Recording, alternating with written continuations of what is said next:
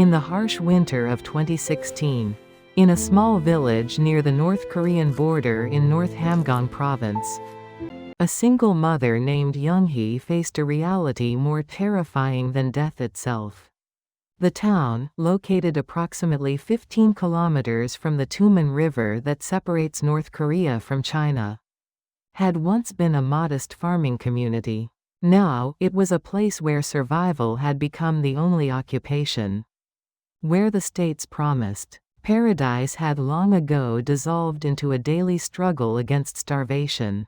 Younghee was 32 years old, though the hardships of her life had etched lines across her face, making her appear a decade older. Her hands, roughened by years of manual labor, told the story of a woman who had fought relentlessly to keep herself and her 8-year-old daughter, Sabiol, alive. The name, Sabiol, meant morning star in Korean, a name Younghee had chosen in the hope that her daughter would shine brightly in a world that seemed determined to extinguish every light. The state distribution system, known as the public distribution system, had officially ceased functioning in its region in 2009, though in reality, it had been sporadic and inadequate for years before that. According to testimonies collected by the Database Center for North Korean Human Rights in Seoul, by 2016, approximately 65% of North Korean citizens relied entirely on informal markets, known as jongmadang, for their survival. Younghee was among them, rising before dawn each day to make the 2-hour walk to the nearest market. At the jongmadang, Younghee did whatever work she could find. Some days, she carried heavy loads for traders who brought goods from China. Other days, she sorted through discarded items, hoping to find something she could repair and resell. On fortunate days, she earned enough to buy a small portion of corn, or perhaps some kimchi made from Chinese cabbage that had been smuggled across the border. The currency she earned was North Korean won, but increasingly, Chinese yuan had become the preferred medium of exchange, as the won's value fluctuated wildly with each passing month. The work was brutal and unforgiving. Younghee would stand for 12 to 14 hours in the open market, her feet swelling inside shoes that had been repaired so many times they barely held together. During the summer months of 2015 and 2016, the heat had been oppressive, causing several elderly market workers to collapse from exhaustion. But it was the winters that truly tested human endurance. When temperatures plummeted to -25 degrees Celsius, as they did in January and February, the cold penetrated every layer of clothing, settling into bones and joints with an ache that never fully dissipated.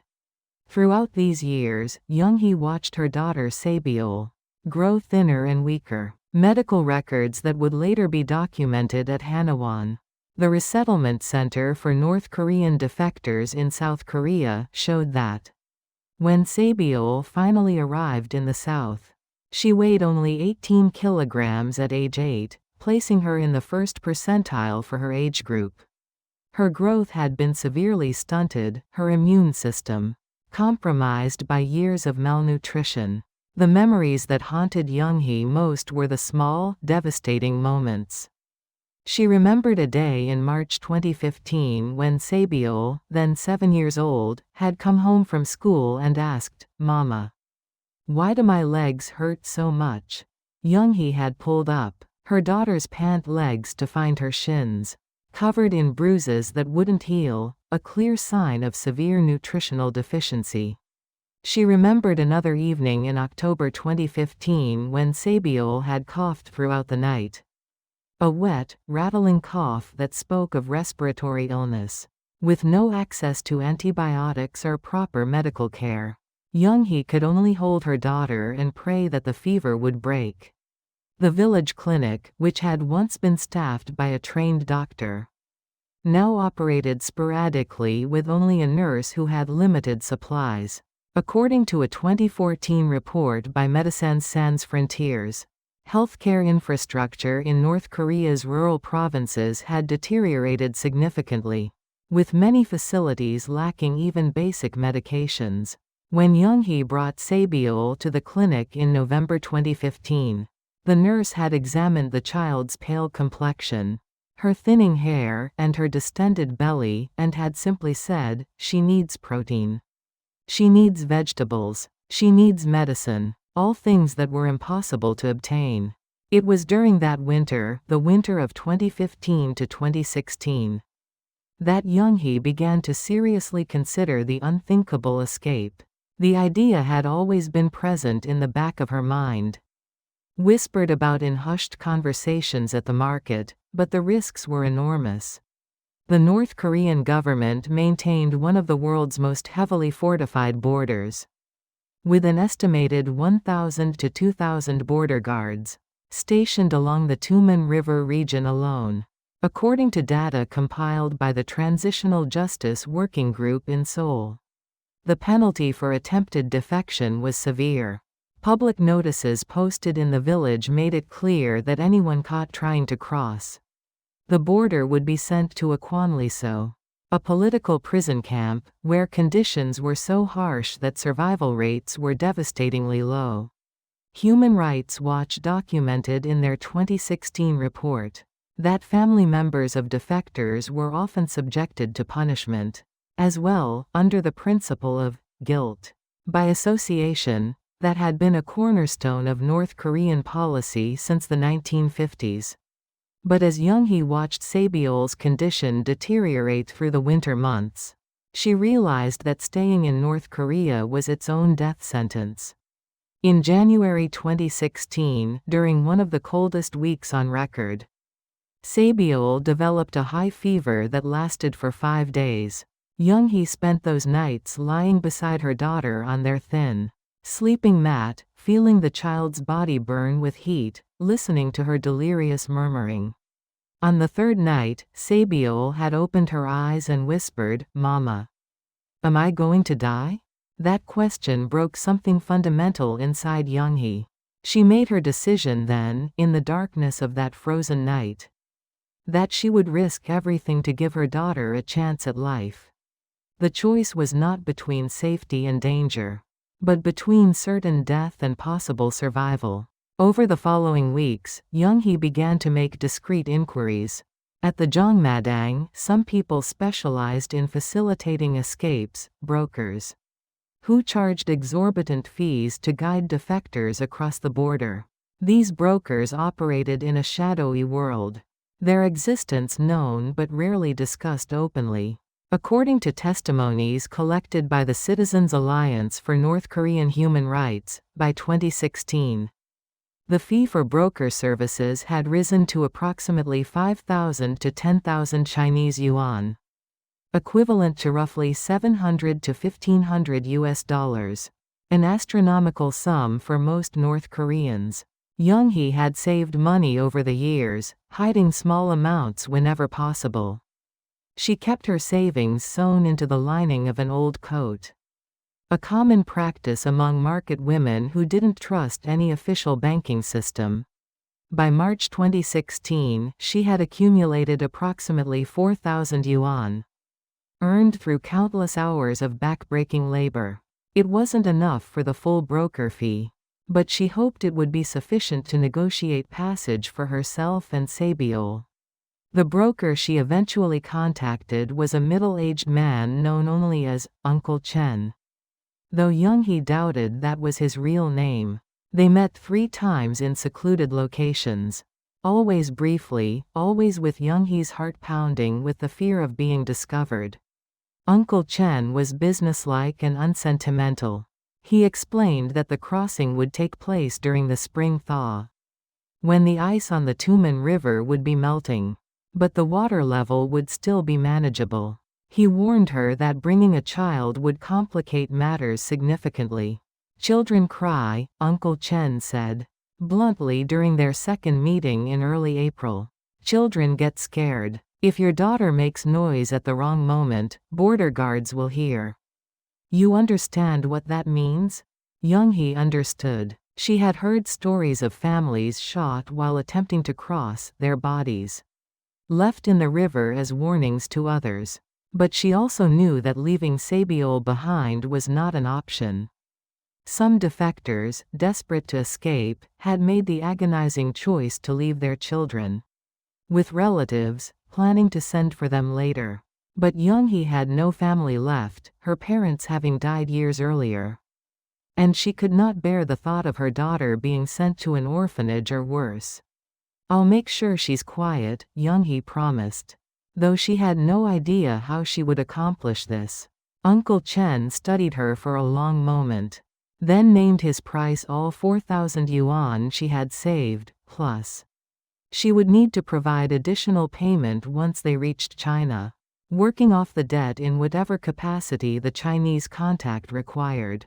The terms were exploitative, but Younghee had no leverage to negotiate.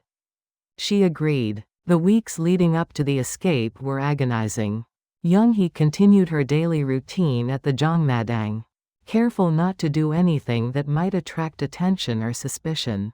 She told Sabiol nothing at first, afraid that the child might inadvertently reveal their plans. But as the departure date approached, she knew she needed to prepare her daughter for what was coming. One evening in late April 2016, after they had finished their meager dinner of corn porridge, Younghee sat Sabiol down and spoke to her seriously for the first time about leaving. "We're going on a journey," she said, keeping her voice calm and steady. "It will be difficult and scary, but in the end, we'll be in a place where you won't be hungry anymore." Sabiol, who had never known anything but hunger, looked at her mother with wide, uncertain eyes. "Will there be rice?" she asked. In her young mind, rice, which they rarely could afford, represented the ultimate luxury. "Yes," Younghee promised, tears stinging her eyes. "There will be rice and meat and fruit, and you can eat until you're full." The child's next question pierced Younghee's heart. "Will you be there with me?" "Always," Younghee whispered, pulling her daughter close. "I will never leave you." As the departure date drew near, Uncle Chen provided Younghee with specific instructions. They would meet at a designated location along the riverbank at 2 o'clock in the morning on May 1st. She was to bring only what she could carry in a small bag, nothing that would weigh them down or make noise. Most importantly, she needed to find a way to keep Sabiol absolutely silent during the crossing, which would take approximately 45 minutes to an hour. It was this requirement that led Younghee to make the most painful decision of her life. Through her network at the Zhongmadang, she learned of a substance that some brokers used in desperate situations. A small amount of opium, enough to induce a deep sleep but not enough to cause lasting harm. The very thought of giving such a substance to her young daughter filled Younghee with revulsion and guilt. She spent sleepless nights wrestling with the moral implications, knowing that in any just world, a mother should never have to make such a choice. But this was not a just world. This was a world where children starved slowly, where attempting to seek a better life was punishable by death, where a mother's love had to be measured against impossible odds. In the end, Younghee obtained a small quantity of the substance, wrapped carefully in a plastic bag, which she would hide in her pocket on the night of their escape. On the evening of April 30th, Younghee gave away the few possessions they owned that they couldn't take with them. To a neighbor, she quietly passed a cooking pot, claiming she no longer needed it. The neighbor, an elderly woman who had known Younghee for years, looked into her eyes with understanding and sadness but asked no questions. In North Korea, sometimes the greatest kindness was in not knowing. That night, Younghee lay beside Sabiol, memorizing her daughter's face in the dim light that filtered through their window. She traced the delicate curve of the child's cheek, smoothed back her hair, and whispered promises into the darkness. "Tomorrow, our lives will change," she murmured. "Tomorrow, we begin walking toward hope." At 1:30 in the morning on May 1, 2016, Younghee gently woke Sabiol. She dressed her daughter in layers of warm clothing, knowing that even in spring, the night air by the river would be cold. She placed the small bag containing their few belongings on her back and took Sabiol's hand. Together, mother and daughter stepped out into the darkness, leaving behind the only home Sabiol had ever known, walking toward an uncertain future that could mean either salvation or destruction. As they made their way through the quiet streets toward the meeting point, Younghee's mind was filled with a single, overwhelming thought. The love she felt for her daughter was fiercer than any fear, stronger than any border, more powerful than any government that would try to keep them apart. In her pocket, she could feel the weight of the plastic bag containing the opium, a tangible reminder of the terrible choice that awaited her. But she also felt the small, warm hand gripping her own. And in that touch was everything she was fighting for, everything she was willing to sacrifice, everything that made the risk worthwhile. The hunger that had defined their existence for so long, the gnawing emptiness that had stolen Sabiol's childhood, was more fearsome than any death. And so Younghee walked forward into the darkness, toward the river that separated despair from hope, carrying with her nothing but her daughter. Her courage, and a mother's desperate, unshakable love. The meeting point was a cluster of abandoned storage buildings approximately 300 meters from the Tumen River's edge, structures that had once housed agricultural equipment.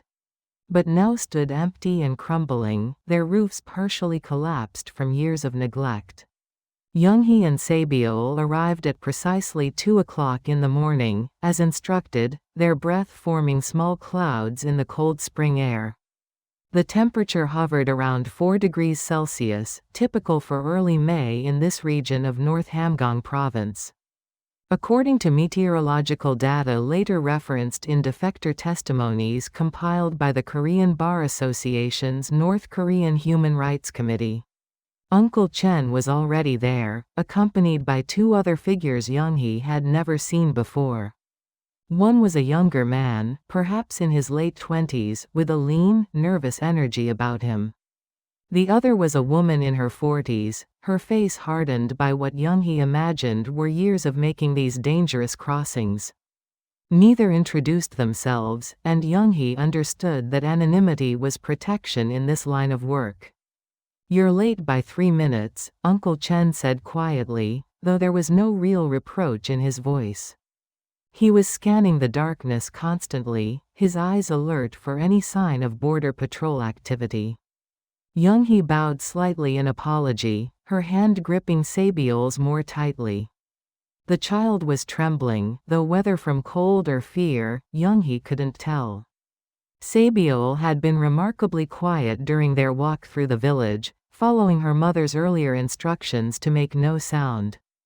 But now her wide eyes reflected the moonlight, revealing her terror. There were 3 other defectors in the group that night, a man in his 50s who stood apart from the others. A young couple who couldn't have been more than 20 years old, and a teenage boy who kept his head down, avoiding eye contact with everyone. According to statistics maintained by the Ministry of Unification in South Korea, in 2016, approximately 1,418 North Korean defectors successfully reached the south. Though the actual number who attempted escape was estimated to be 3 to 4 times higher, with many either caught or dying in the attempt. Uncle Chen gathered them together and spoke in a voice barely above a whisper. "Listen carefully because I will say this only once. The border patrol changes shifts at 2:30. We have a 17-minute window when the guards are rotating positions. The river is shallow this time of year, but the current is strong in the center. There are rocks you can use for footing, but they're slippery. If you fall, get up quickly and keep moving. Do not stop for any reason." He paused, his gaze moving across each face. "If someone is spotted, the guards will fire warning shots first, then shoot to kill. If that happens, scatter. Do not try to help anyone who falls. Your only responsibility is to reach the Chinese side alive." The brutality of these instructions hung in the air. This was the reality of escape, every person alone in their struggle for survival, human compassion a luxury that could cost everyone their lives. Research published in the Journal of East Asian Studies in 2015 documented that North Korean border guards were authorized to use lethal force against defectors, with reports indicating that guards who successfully prevented escapes were rewarded with extra rations and political advancement. Uncle Chen turned his attention specifically to Younghee. "The child," he said bluntly. "This is your last chance to leave her behind. A Chinese contact on the other side can arrange for her to be sent to an orphanage. You could come back for her later, once you're established." The suggestion, though pragmatic from the broker's perspective, felt like a knife to Younghee's heart. "No," she said firmly, pulling Sabiol closer. "We cross together or not at all." Uncle Chen shrugged, as if he had expected this answer but felt obligated to offer the option regardless. He reached into his jacket and pulled out a small bottle, handing it to Younghee. "Then you'll need this. It's a sedative. Give her half now. It will take about 15 minutes to work. She'll sleep through the crossing." Younghee stared at the bottle in her hand, illuminated by the faint moonlight. The liquid inside was dark, almost black. This was different from what she had prepared. Her fingers trembled as she held it, and for a moment, she couldn't move, couldn't think, couldn't breathe. "It's safe," Uncle Chen said, interpreting her hesitation as concern for the substance's effects. "I've used it dozens of times with children. She'll wake up in a few hours with no memory of the crossing." But Younghee's paralysis came from a deeper place than concern for safety. This moment represented a line she would cross, a choice that would define her as a mother forever. In the privacy of her planning, the abstract idea of sedating Sabiol had been troubling but manageable. Now, faced with the concrete reality of administering the substance, she felt the full weight of what she was about to do. The other woman in their group, the one who had made these crossings before, stepped closer and spoke softly to Younghee. "I know what you're feeling. I gave the same medicine to my son 3 years ago when we crossed. He's 11 now, healthy and safe in soul. Sometimes love means making choices that break our hearts." These words, spoken with such understanding and compassion, released something in Younghee. She knelt down to Sabiol's level, cupping her daughter's face gently in her hands. The child's skin felt cold beneath her palms, and Younghee could see the fear written plainly across her features. "Sabiol, Younghee said, her voice tender but steady. "Mama needs you to be very brave right now. We're going to cross a river, and it will be cold and scary. But I have something that will help you. It's like a special medicine that will make you sleep, and when you wake up, we'll be somewhere safe." "I'm scared, Mama," Sabiol whispered, her small voice cracking. "I know, my star. I'm scared too." Younghee felt tears beginning to form but forced them back. This was not the time to show weakness. But sometimes being brave doesn't mean we're not scared. It means we do what we need to do even when we are scared. She pulled the small plastic bag from her pocket, the one she had prepared earlier, containing a modest amount of opium wrapped in cloth. But Uncle Chen shook his head and gestured to the bottle in her other hand. "Use this. It's measured correctly. What you have there might not be enough." Younghee hesitated, then made a decision born from a mother's instinct. She would use her own preparation, the amount she had carefully researched through quiet conversations with others. At the Zhongmadang, who had knowledge of such things, she trusted her own judgment more than this broker's convenience. From her bag, she retrieved a small piece of bread she had saved, rationing it carefully over the past week so she would have it for this moment. She tore off a piece and carefully embedded the opium into it, then added a tiny amount of honey she had acquired at great expense, hoping the sweetness would mask any bitter taste. "Sabiol, look at Mama," Younghee said, holding up the bread. This is a special treat. It has honey, which you love. I need you to eat this for me, and then you're going to feel very sleepy. That's good. That's what we want. You'll sleep on Mama's back while we walk, and when you wake up, everything will be better.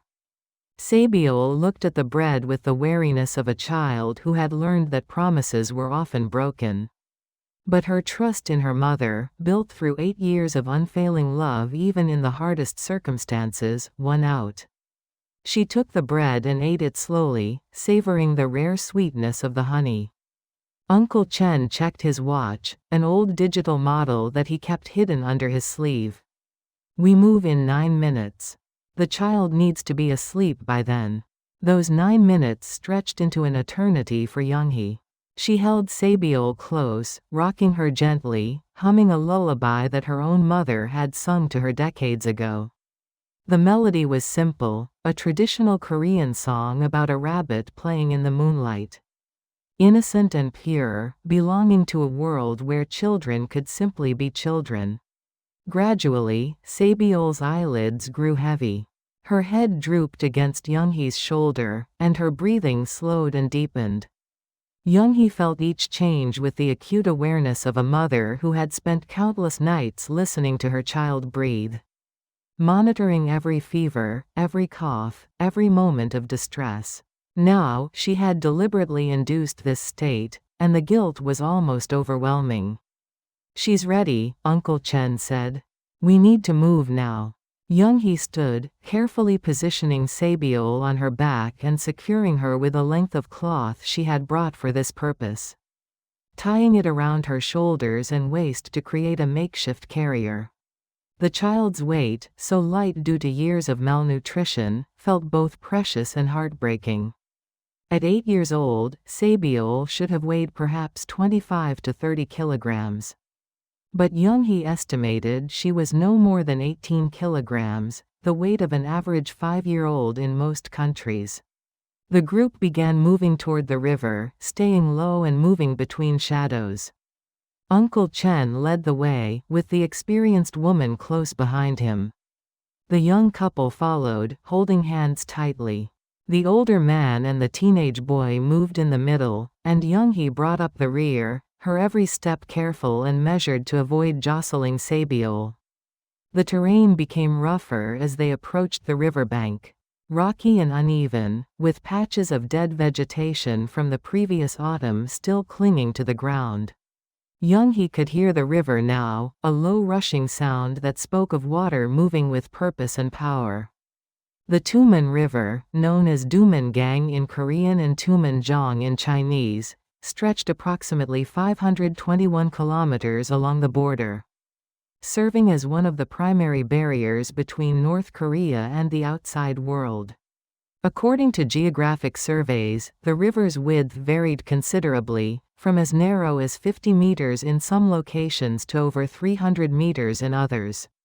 At their crossing point, the river appeared to be approximately 70 to 80 meters wide, Younghee estimated.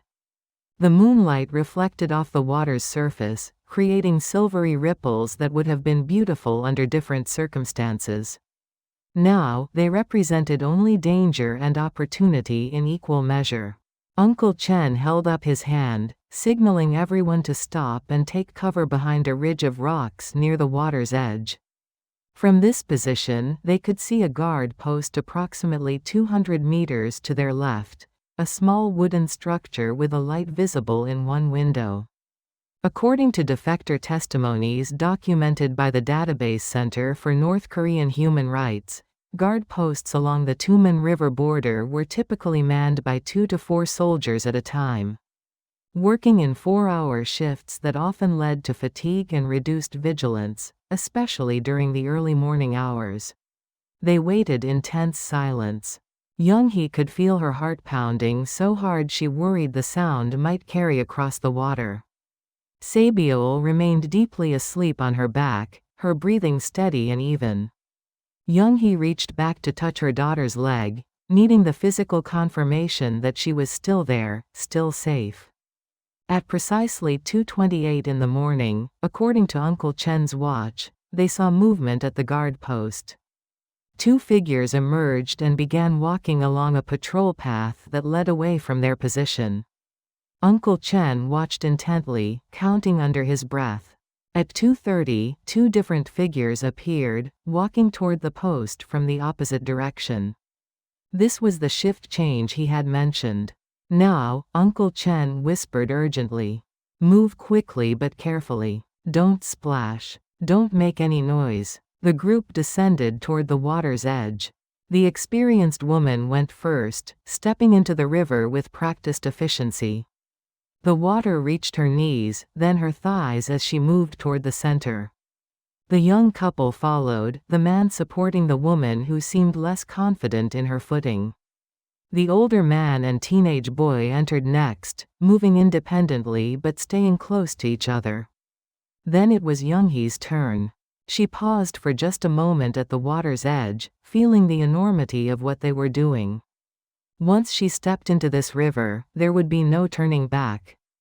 If they were caught on the Chinese side, they would be repatriated, and the punishment would be severe.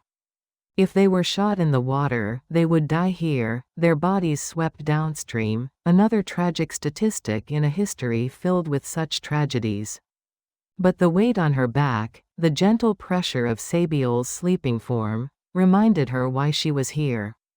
She had made this choice for her daughter's future, and she would see it through regardless of the cost. Younghee stepped into the water, and the cold was shocking, even though she had tried to prepare herself mentally. The water in early May, fed by snowmelt from the mountains, was probably around 4 to 6 degrees Celsius, cold enough to cause rapid heat loss and hypothermia if one remained immersed too long. The current immediately pulled at her legs, stronger than she had anticipated, and she had to fight to maintain her balance. She took another step, then another, feeling carefully for rocks beneath the water's surface. The riverbed was uneven, with smooth stones that shifted under her weight and sharp edges that scraped through her worn shoes.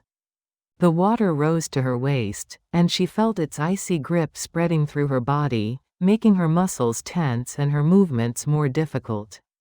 Halfway across, in the deepest part of the river, the current became truly dangerous. Younghee felt her foot slip on a moss-covered rock, and for a terrifying moment, she thought she would fall. She threw out her arms for balance, her mind screaming in panic about Sabiol on her back, about the water that would engulf them both if she went down. Somehow, she caught herself, regaining her footing through sheer force of will. Her heart hammered in her chest, and she could feel tears streaming down her face, mixing with the river water that splashed against her. She paused for just a second, one hand reaching back to check on Sabiol, and found the child still sleeping peacefully, unaware of their brush with disaster. Keep moving, Uncle Chen's voice came harshly from ahead. Don't stop. Younghee pushed forward. Each step was a battle against the current, against the cold, against her own exhaustion and fear. She focused on the figures ahead of her, using them as guides, following in their paths. The water began to get shallower, dropping back to thigh level, then to her knees. Then she heard a shout from the direction of the guard post. Stop. Stop right there. The command was in Korean, clear and authoritative, cutting through the night air. Younghee's blood turned to ice, colder than the river water surrounding her. She looked back and saw a figure with a flashlight near the guard post, the beam sweeping across the river.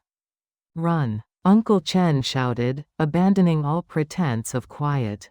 Get to the bank. The group surged forward, no longer concerned with silence, only with speed. Younghee heard splashing all around her as everyone pushed through the remaining meters of water. Behind them, more shouts erupted, and she heard the distinctive sound she had been dreading: gunfire. The first shots were fired into the air, warning shots as Uncle Chen had predicted, meant to intimidate and halt them.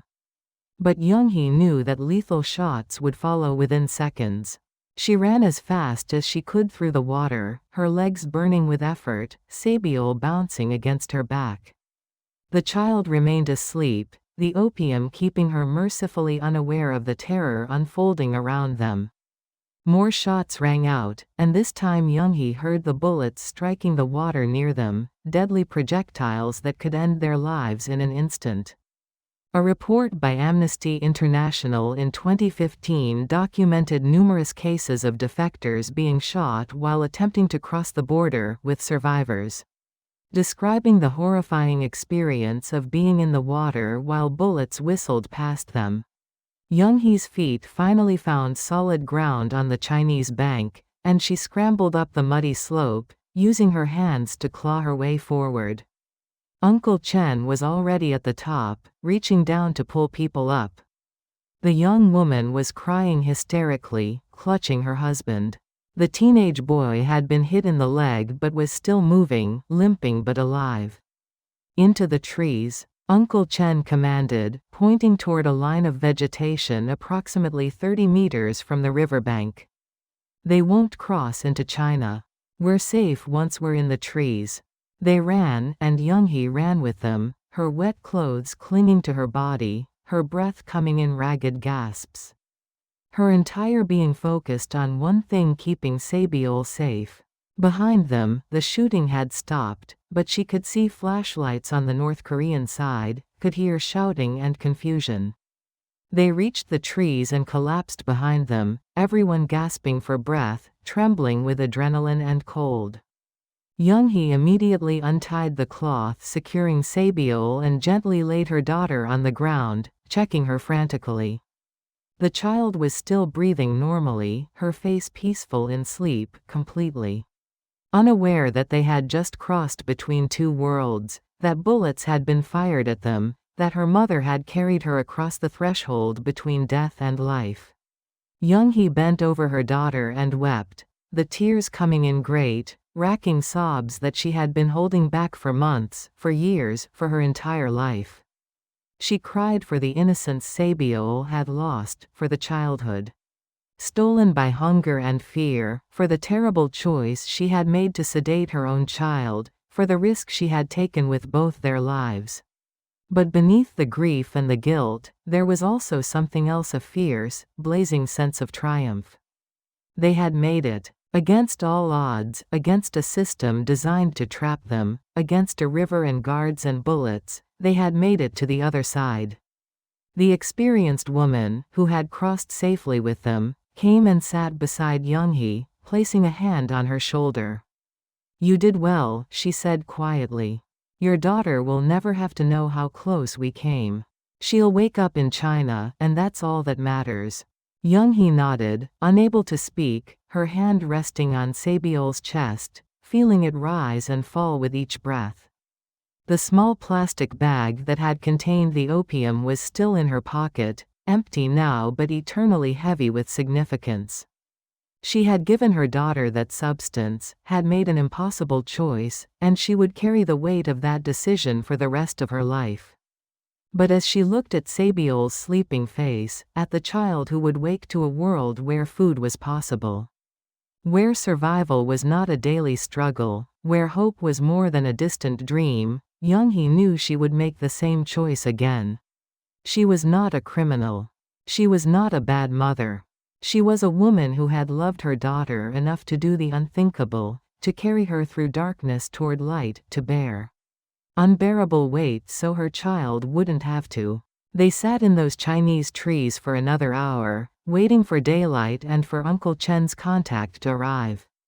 And in that hour, as the sky gradually lightened from black to gray to the first hints of pink, Younghee whispered to her sleeping daughter all the promises she intended to keep, all the dreams she would fight to make real, all the love that had brought them across that river and would carry them through whatever challenges lay ahead. Dawn broke over the forest on the Chinese side of the Tumen River on May 2, 2016, revealing a landscape that looked deceptively peaceful. The trees, mostly pine and birch common to this region of Jilin Province, stood silent witness to the small group of exhausted refugees huddled beneath their branches. Younghee had not slept at all during the night, her body trembling from a combination of cold, adrenaline, and the aftershocks of their harrowing crossing.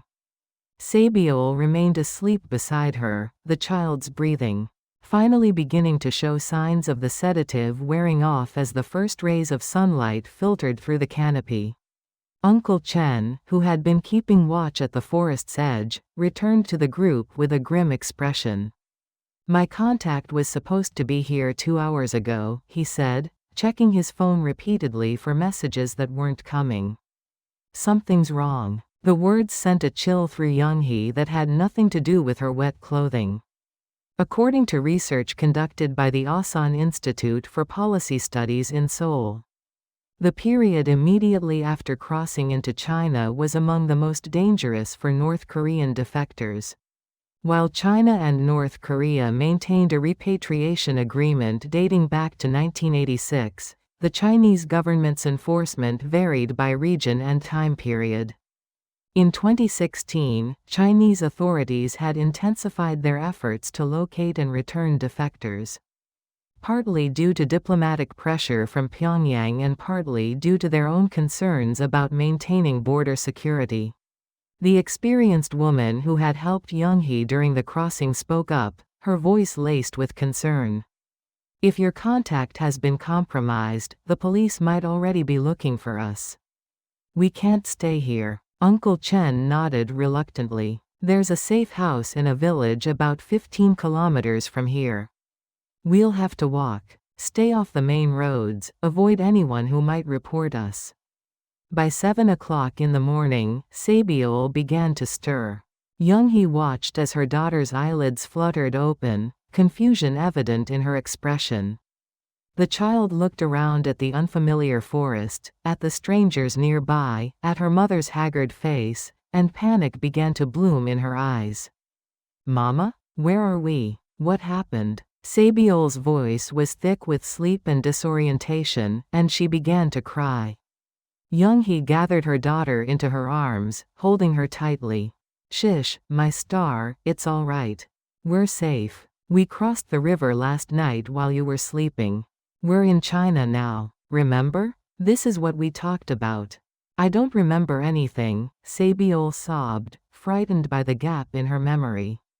"Why can't I remember?" The guilt that Younghee had been holding at bay came crashing back with renewed force.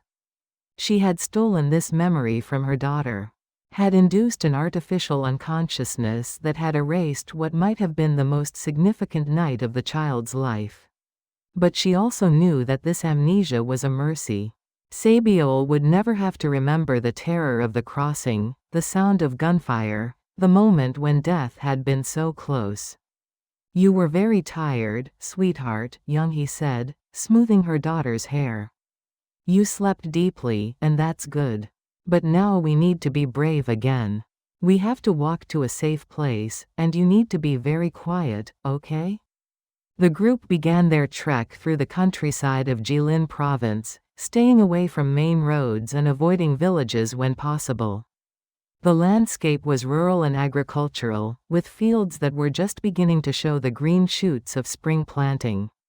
According to demographic data from the Chinese census, this region of northeastern China was home to a significant population of ethnic Koreans, known as Chaoshenzu, who had lived in the area for generations. This ethnic Korean presence was both a blessing and a curse for defectors. While it meant that Korean speakers were not immediately obvious as foreigners, it also meant that the community was tightly knit, and strangers were quickly noticed and reported.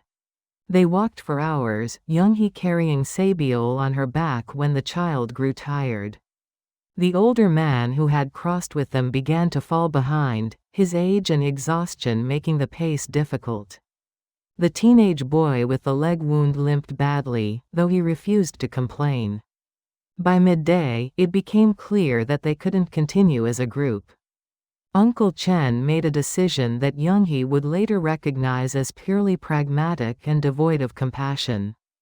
"We're splitting up," he announced. "The old man and the injured boy are slowing us down. They'll have to find their own way." The older man accepted this pronouncement with defeated silence, as if he had expected no better. The teenage boy, however, looked stricken. "Please," he said, "I can keep up. I won't slow you down anymore." But Uncle Chen was unmoved. In the brutal calculus of human smuggling, the wounded and weak were liabilities. He pointed toward a road visible in the distance. "Follow that road east. There's a town called Tumen City about 20 kilometers from here. Find the ethnic Korean district and look for day labor. Someone might help you." And with that, Uncle Chen began walking again, and the rest of the group followed. Younghee looked back once to see the older man and the teenage boy standing alone in the field, two figures growing smaller as distance increased.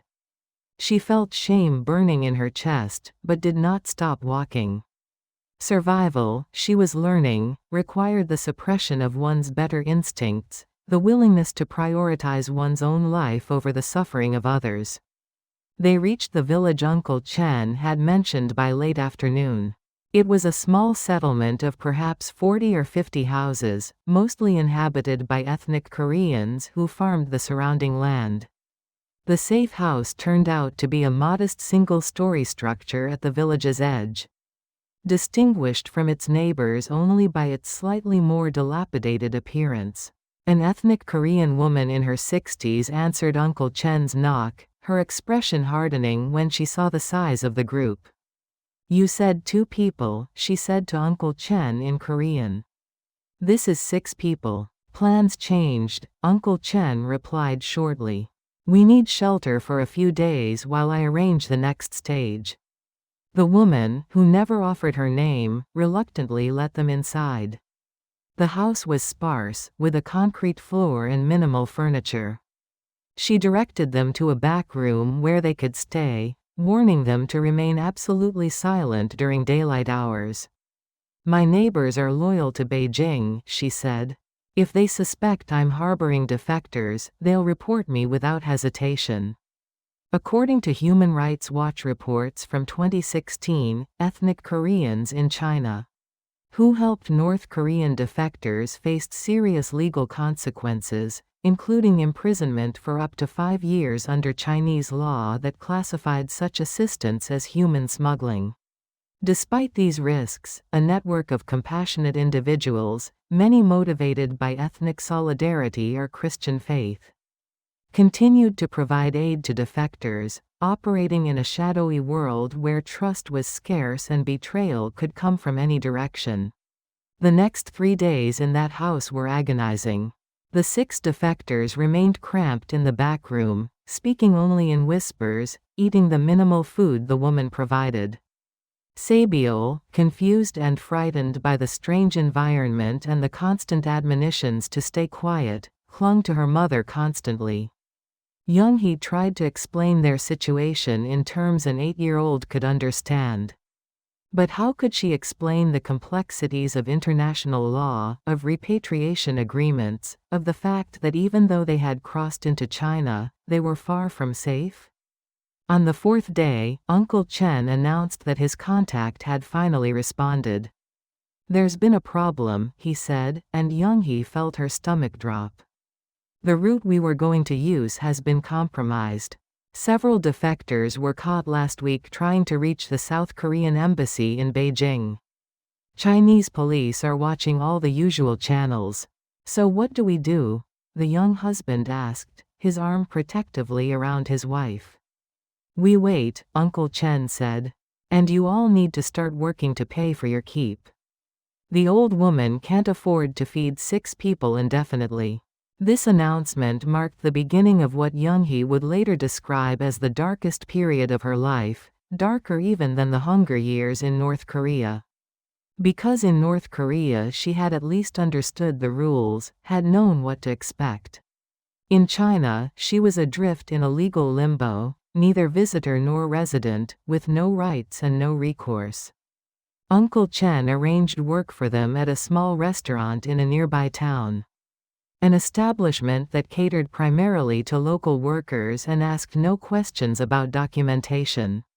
The owner, a Han Chinese man in his 40s, paid them a fraction of what he paid legal workers, knowing they could not negotiate or complain. Younghee worked in the kitchen, washing dishes and preparing vegetables, labor that lasted from early morning until late at night. The problem of what to do with Sabiol during these work hours was solved by the restaurant owner's wife, who agreed to watch the child in exchange for a portion of Younghee's already meager wages. Every morning, Younghee's heart broke as she left Sabiol in the care of this stranger, a woman who showed no particular warmth toward the frightened child but at least ensured she was fed and safe. Weeks passed, then months. Uncle Chen's promises of arranging their passage to Southeast Asia, from where they could reach a South Korean embassy, proved to be either lies or incompetence. By July 2016, Younghee realized with dawning horror that they were trapped. She had paid Uncle Chen everything she had, and now she was working merely to survive from day to day. Unable to save money for the next stage of their journey, unable to move forward or return. The restaurant work was grueling. Younghee's hands, already roughened from years at the North Korean market, became raw and cracked from constant immersion in dishwater. She worked 12 to 14 hours a day, 6 days a week, earning approximately 800 yuan per month, roughly equivalent to $120. After paying for food and the woman who watched Sabiol, she had almost nothing left. According to testimony Younghee would later provide to officials at Hanawan, the month of August 2016 brought a new crisis.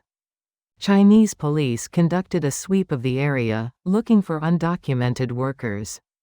Someone, perhaps a jealous coworker or simply an observant neighbor, reported that the restaurant employed suspicious individuals who spoke Korean with North Korean accents, rather than the distinctive dialect of ethnic Koreans born in China. On August 23, as Younghee was working in the kitchen, she heard shouting from the dining area. Through the doorway, she saw 2 police officers questioning the restaurant owner, who was gesturing and arguing. One of the other North Korean workers, the young woman who had crossed the river with them, caught Younghee's eye and mouthed one word, "Run." Younghee didn't hesitate. She stripped off her apron, grabbed her small bag of belongings that she always kept nearby for exactly this situation, and fled through the kitchen's back door. Her only thought was Sabiol. She had to get to her daughter. She ran through the streets of the town, her heart pounding, expecting at any moment to hear police sirens or shouting behind her. The house where the owner's wife watched Sabiol was approximately 2 kilometers away, and Younghee covered the distance in what felt like both an eternity and an instant, her breath burning in her lungs, her vision tunneling with panic. She burst into the house without knocking and found Sabiol sitting on the floor, playing with some simple wooden blocks. The child looked up in surprise. "Mama, why are you?" "We have to go," Younghee said, scooping Sabiol into her arms. "Right now. Don't ask questions." The owner's wife, startled by this sudden intrusion, began to protest. But Younghee was already out the door, running again, this time with Sabiol clutching her neck. She had no plan, no destination, only the overwhelming imperative to get her daughter away from the police, who might, at this very moment, be searching for them. She ran toward the outskirts of town, toward the fields and forest beyond. Behind her, she heard what sounded like sirens, though she couldn't be sure if they were related to her or simply the normal sounds of the town. She didn't stop to find out. For 3 days and 3 nights, Younghee and Sabiol hid in the forest. According to meteorological records, late August 2016 in Jilin Province saw temperatures ranging from 15 to 25 degrees Celsius during the day, dropping to around 10 degrees at night.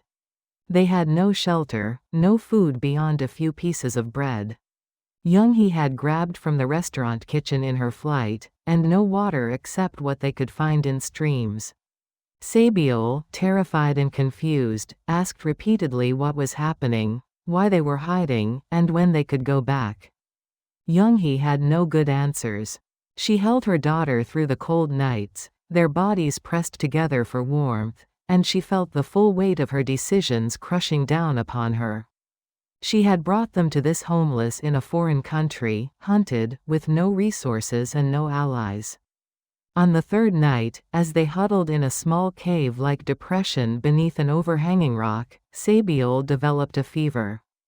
Younghee felt her daughter's forehead burning hot against her palm and recognized the signs of illness, perhaps from exposure. Perhaps from drinking contaminated water, perhaps simply from the accumulated stress and trauma of their situation. "Mama, I don't feel good," Sabiol whimpered. "Everything hurts." Younghee held her daughter and wept silently into the darkness. This was what her choice had brought them to, not the promised land of plenty she had dreamed of, but a forest floor where her child suffered from fever with no medicine, no doctor, no help of any kind. She thought about the North Korean village they had left behind, and for the first time, she wondered if she had made a terrible mistake. At least in North Korea, she had known how to survive. Here, she was utterly lost. But even as despair threatened to overwhelm her, Younghee forced herself to think practically. They could not stay in the forest. Sabiol needed help. She needed to find someone, anyone, who might show them mercy.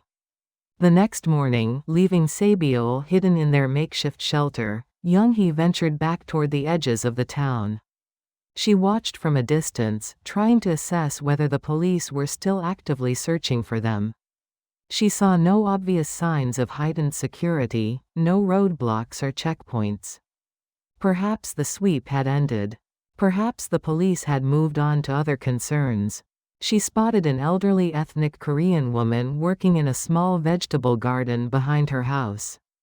And something in the woman's bearing, in the careful way she tended her plants, reminded Younghee of her own grandmother, long deceased.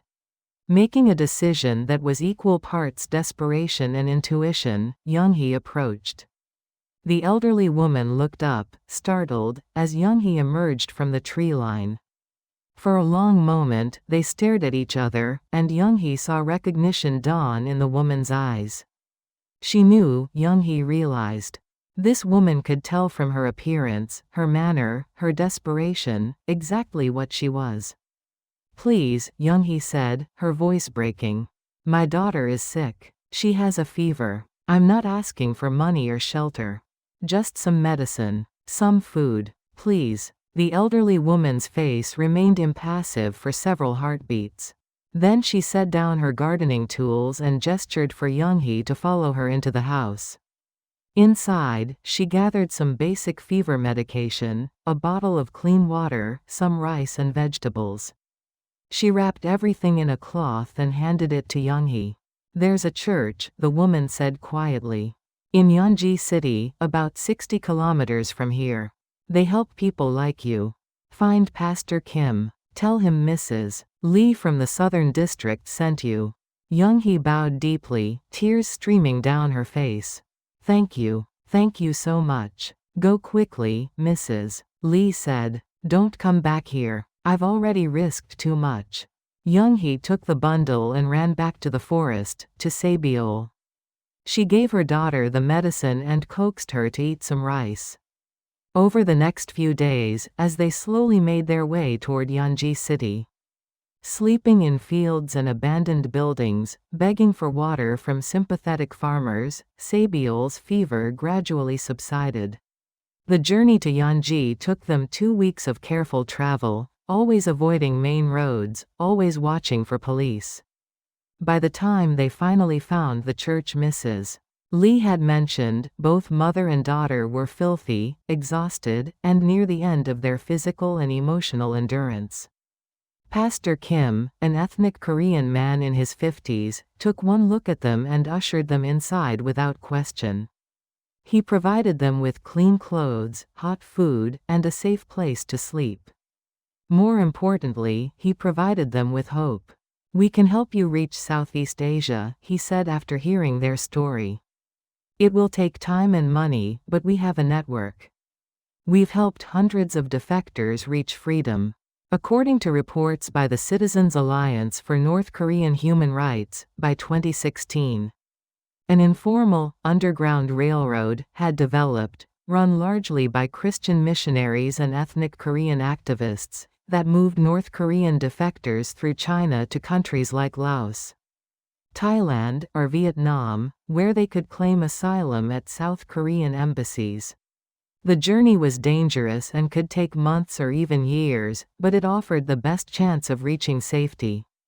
Younghee and Sabiol stayed with Pastor Kim's network for the next 4 months, moving between safe houses, working odd jobs to contribute to their passage fees, and slowly healing from their ordeal. It wasn't until January 2017, 9 months after they had crossed the Tumen River, that Pastor Kim finally told them the arrangements were complete. "You'll travel by bus to Kunming, then across the border into Laos," he explained. "From there, you'll go to Vientiane, to the South Korean embassy. You'll be safe." The journey he described took another 3 weeks, a blur of buses and border crossings, of fear and hope intermingled. When they finally walked through the doors of the South Korean embassy in Vientiane on February 8, 2017, Younghee felt something inside her give way, a tension she had been holding for so long she had forgotten it was there. A Korean consular official greeted them, speaking in the Seoul dialect that sounded both familiar and foreign. "You're safe now," the official said gently. "You're going home." Younghee collapsed to her knees right there in the embassy lobby. Sabiol clutched in her arms, and sobbed with a relief so profound it felt like physical pain. They had survived. Against all odds, through hunger and fear and the terrifying limbo of their time in China, they had survived. The officials later told her that in 2016 and 2017, approximately 3,000 North Korean defectors made their way through China to reach South Korean embassies in Southeast Asia. Many didn't make it, caught and repatriated to face imprisonment or worse. But Younghee and Sabiol had made it. Her child would not starve. Her child would have a future. As she sat in that embassy, waiting for the next phase of their journey to begin, Younghee thought about all they had endured in China. The brutal work, the constant fear, the nights hiding in the forest. The moment when Sabiol had burned with fever and Younghee had thought they might both die in that foreign land. These memories would stay with her forever, wounds that might never fully heal. But she also thought about the kindness they had encountered. Mrs. Lee with her medicine and food, Pastor Kim with his network of hope, the countless unnamed individuals who had looked the other way or offered small mercies. In the midst of their suffering, there had been glimpses of humanity, reminders that compassion existed even in the darkest circumstances. Younghee pulled Sabiol close and whispered into her daughter's hair, "We did it, my star. We made it through the darkness. Now we go toward the light." The Korean air flight from Bangkok to Incheon International Airport on February 15, 2017, marked the first time either Younghee or Sabiol had ever been on an airplane. Younghee gripped the armrests during takeoff with such force that her knuckles turned white, while Sabiol pressed her face against the window, eyes wide with wonder and terror as the ground fell away beneath them. The flight attendant, recognizing them from the special documentation they carried, identified them as North Korean defectors being repatriated to South Korea, spoke to them with particular gentleness, bringing extra snacks and showing Sabiol how to use the entertainment system. According to data from the Ministry of Unification, in 2017, South Korea received 1,127 North Korean defectors, down from 1,418 in 2016. Reflecting increased Chinese border security and the dangers of the journey. Each defector who made it to South Korea underwent a standardized process designed to facilitate their integration into South Korean society.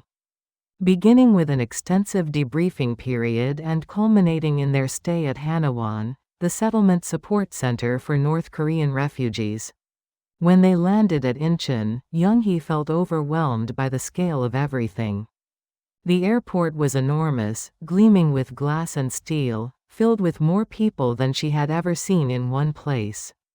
Digital screens displayed information in multiple languages. Automated walkways carried passengers effortlessly forward, and the shops sold goods she couldn't even identify. Sabiol held her mother's hand tightly, her eyes darting everywhere at once, trying to process the sensory overload.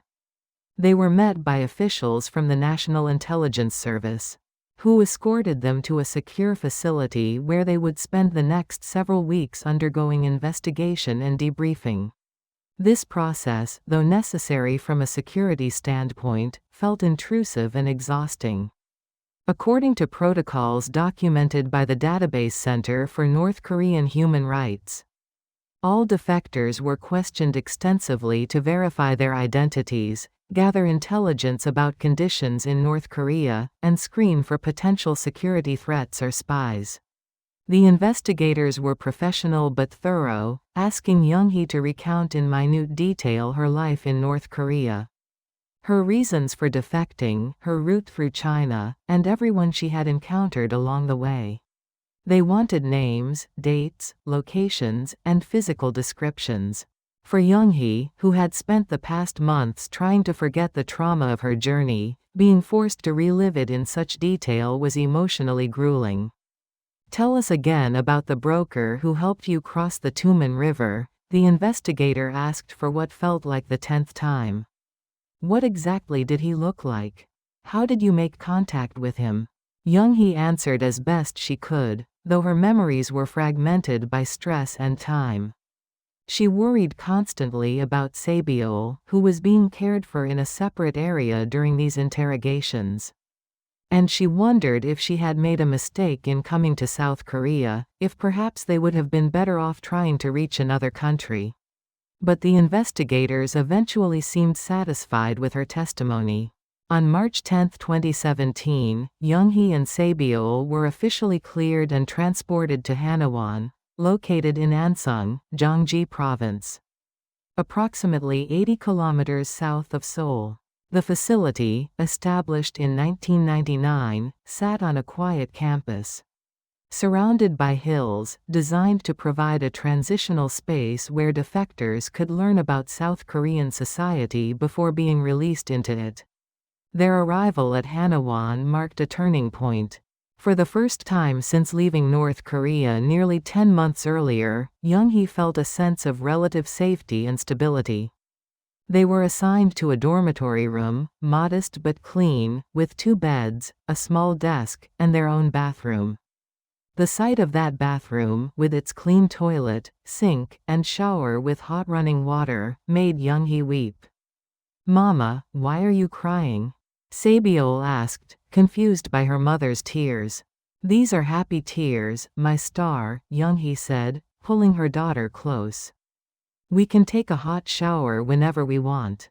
Do you understand? Hot water, whenever we want it." That first shower was a revelation. Younghee stood under the steaming water for 20 minutes, watching months of accumulated dirt and fear wash away down the drain. She shampooed Sabiol's hair 3 times, marveling at how soft it became, how the tangles smoothed out, how her daughter's scalp showed no signs of the lice that had plagued them in China. When they emerged, wrapped in clean towels provided by the facility, both mother and daughter felt transformed. The Hanawon program, according to the curriculum guidelines published by the Ministry of Unification, lasted 12 weeks for adults, and provided intensive education on South Korean society, culture, economics, and practical life skills. Children like Sabiol participated in a modified program that included regular schooling adapted to their educational level, psychological counseling, and social integration activities. Younghee's first few days at Hanawon involved medical examinations and psychological assessments. The doctor who examined her was a woman in her 40s, kind and patient, who took her time explaining each test. Blood work revealed that Younghee was severely anemic, vitamin deficient, and showed signs of chronic malnutrition. Sabiol's examination was even more concerning at 8 years old. She had the height and weight of an average South Korean 5-year-old, her bone density was below normal, and she showed signs of developmental delays. These conditions are reversible with proper nutrition and care, the doctor assured Younghee. We see this in many defectors, especially children. With time and good food, Sabiol will catch up. The psychological assessment was conducted by a counselor named Drive Park, a gentleman who specialized in trauma therapy. He asked Younghee about her mental state, about nightmares, about moments when she felt overwhelmed or disconnected from reality. Younghee tried to answer honestly, though she felt ashamed of discussing her struggles. "Do you have dreams about the river crossing?" Dr. Park asked. "Every night," Younghee admitted.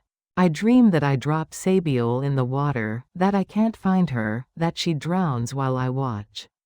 "And the opium you gave her," Drive Park said carefully. "How do you feel about that decision now?" Younghee was silent for a long moment, feeling the familiar weight of guilt settling over her. "I feel like a terrible mother," she finally said.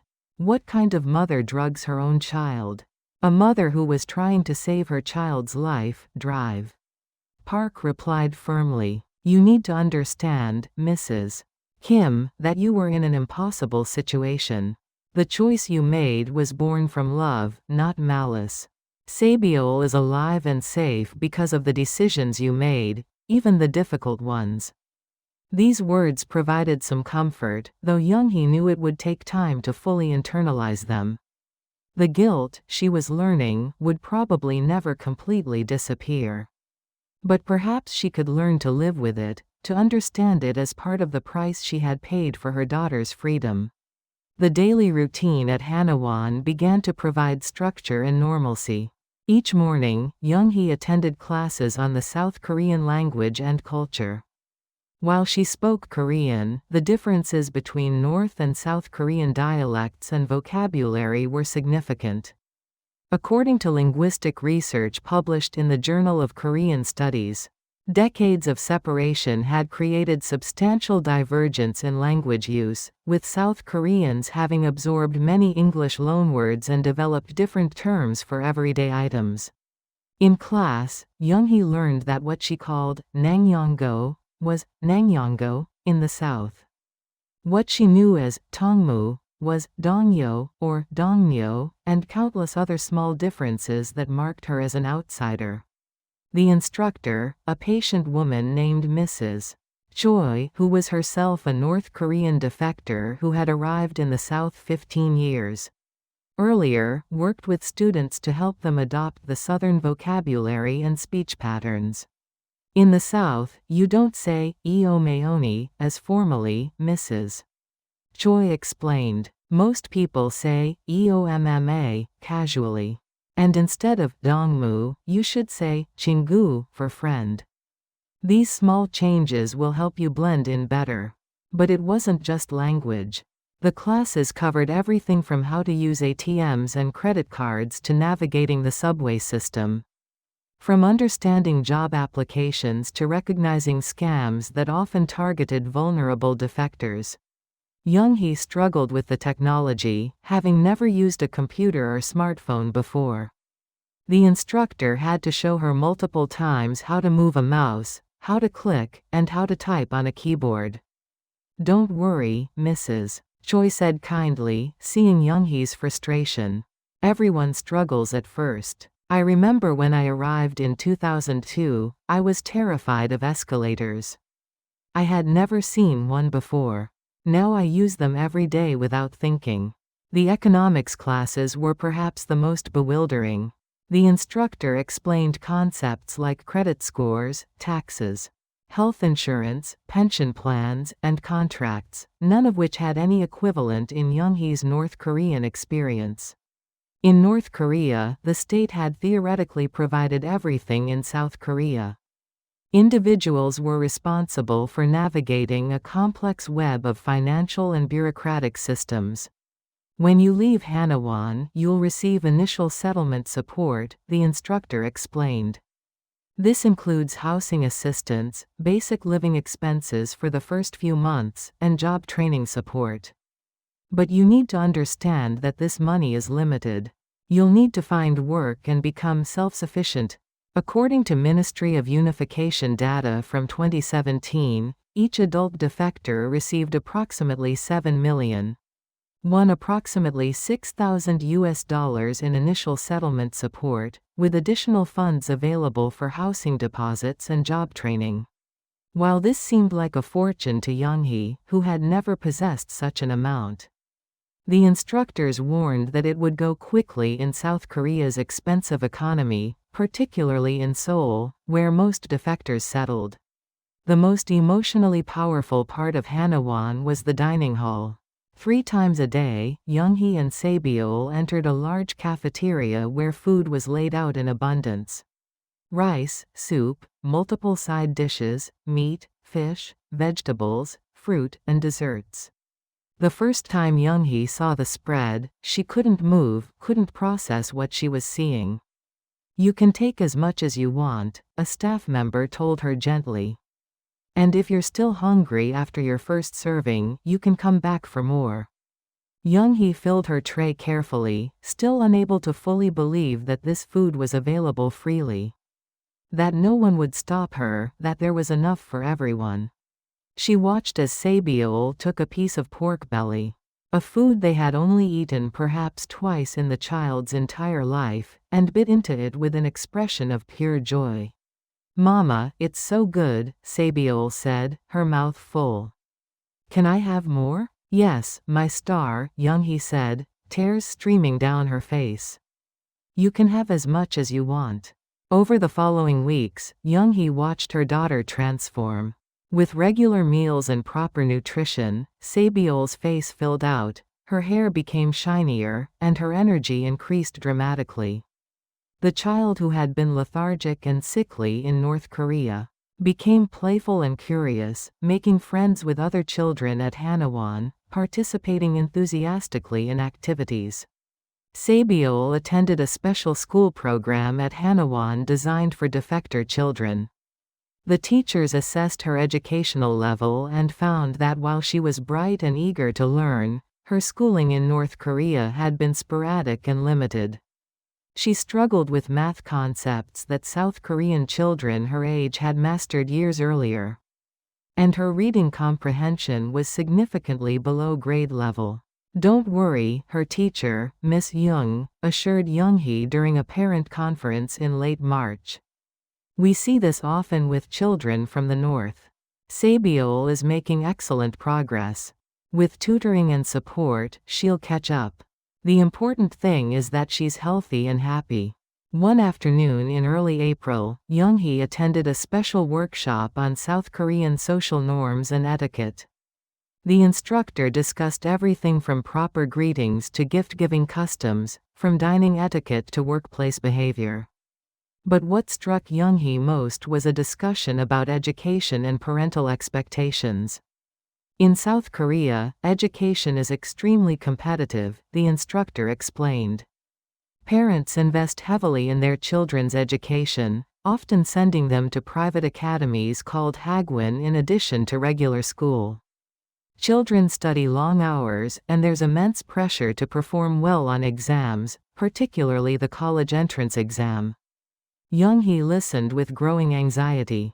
She had hoped that reaching South Korea would mean the end of struggles for Sabiol. But instead, she was learning that her daughter would face different but equally intense pressures. How could Sabiol, who was already years behind her peers, compete in such an environment? After the workshop, she sought out Mrs. Choi, her language instructor, who had become a mentor figure. "How did your children manage?" Younghee asked. "How did they catch up with South Korean children?" Mrs. Choi smiled with understanding. "It wasn't easy," she admitted. "My son was 10 when we arrived, and he struggled a lot at first.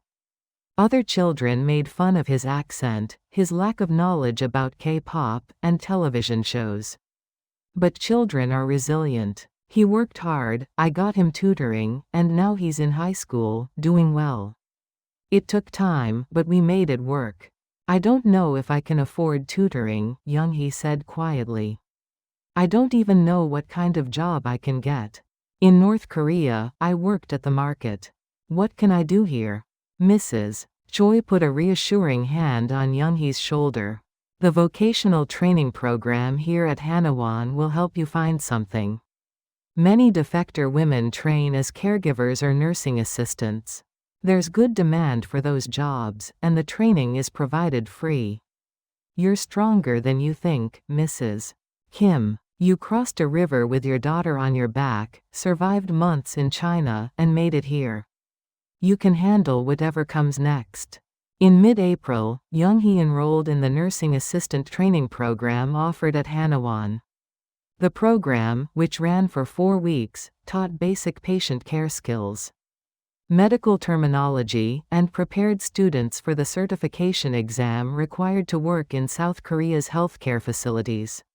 Younghee threw herself into the studies, attending every class, taking copious notes, practicing skills on training dummies. The course was challenging, requiring her to memorize information and procedures she had never encountered before. She learned how to take vital signs, how to assist with basic hygiene and mobility, and how to recognize signs of medical distress. Some of her classmates, other North Korean women, struggled and eventually dropped out, but Younghee persisted. Driven by the image of Sabiol depending on her.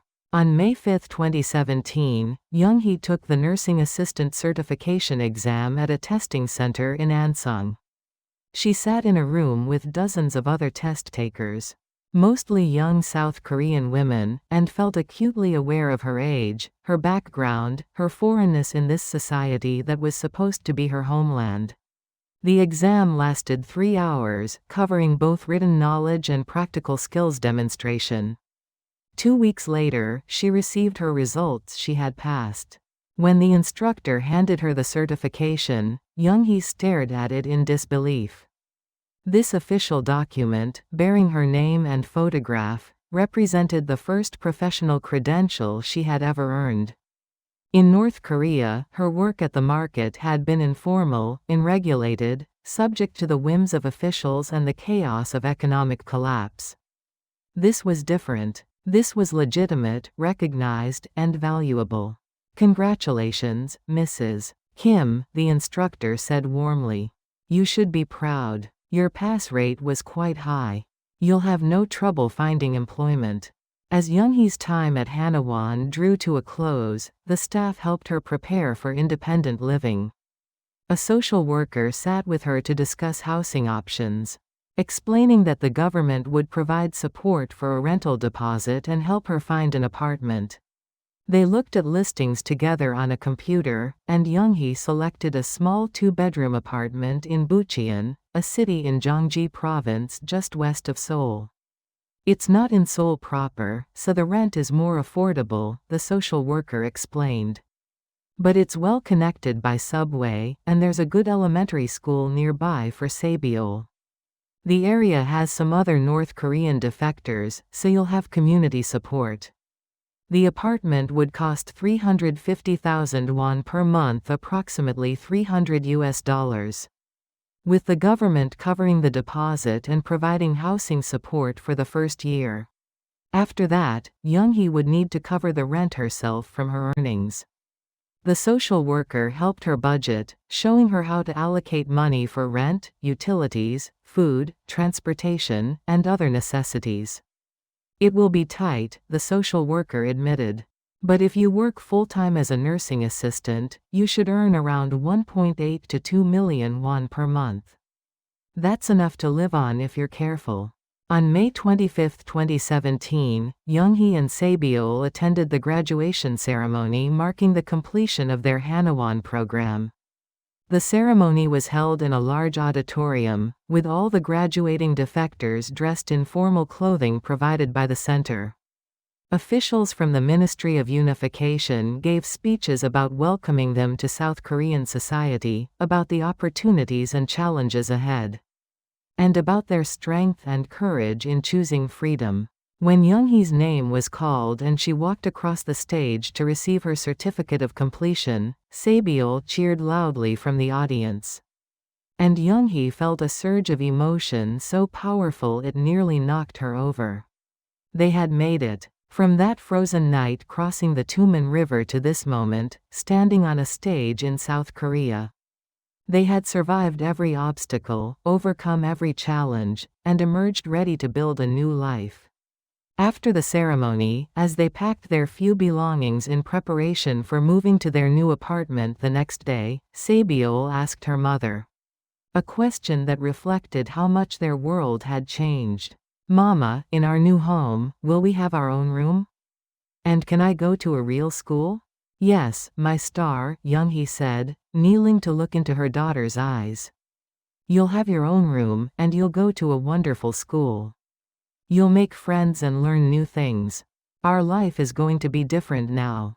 Will it be hard?" Sabiol asked, with the perceptiveness of a child who had experienced too much hardship already. Younghee considered how to answer honestly while still providing reassurance. "Yes," she said finally.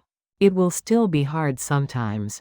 We'll have to work and study, and learn many new things. But it will be a different kind of hard. We won't be hungry. We won't be afraid of the police. We won't have to hide. And we'll be together, always together." That night, their last night at Hanawan, Younghee lay in bed reflecting on their 3 months at the center. It had been a strange, liminal space, neither North Korea nor fully South Korea. A protected bubble where they could learn and heal before facing the real world. She thought about the friends she had made among the other defectors, the women who had shared their stories in whispered late-night conversations. The collective understanding that only those who had made this journey could truly comprehend. She thought about the moments that had surprised her most: the abundance of food, the hot water, the kindness of strangers who volunteered at Hanawan to help defectors, the feeling of safety that allowed her to sleep through the night without nightmares for the first time in years. But she also thought about the moments of culture shock and confusion, the overwhelming complexity of South Korean society.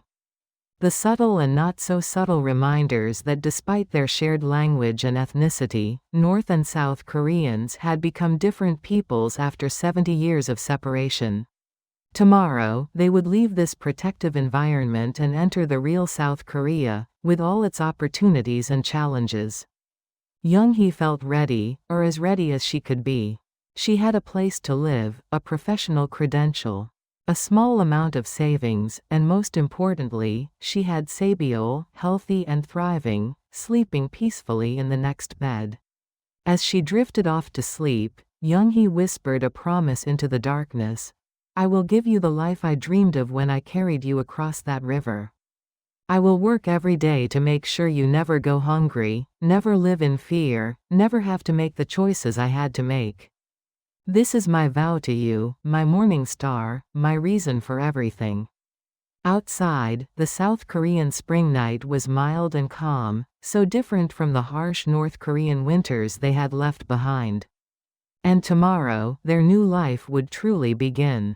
The moving truck arrived at their new apartment in Bucheon on May 26, 2017. Carrying the modest allotment of furniture and household items provided by the government resettlement program. Younghee stood on the sidewalk outside the 5-story apartment building, staring up at the structure that would become their home. The building was unremarkable by South Korean standards, one of thousands of similar residential complexes that dotted the urban landscape, but to Younghee, it represented something profound: permanence, legitimacy, a place in this society that was legally and officially theirs. The apartment was on the 3rd floor, Unit 302. And as Younghee unlocked the door for the first time with the key the landlord had provided, her hands trembled slightly. The space was small, approximately 45 square meters.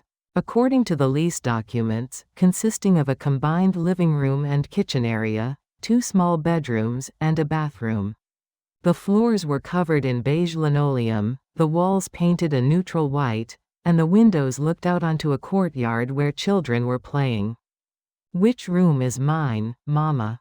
Sabiol asked, her excitement evident as she ran from one bedroom to the other, comparing their sizes. "You choose," Younghee said, smiling at her daughter's enthusiasm. "Whichever one you want." Sabiol chose the smaller bedroom, explaining with the earnest logic of a 9-year-old that it would be cozier.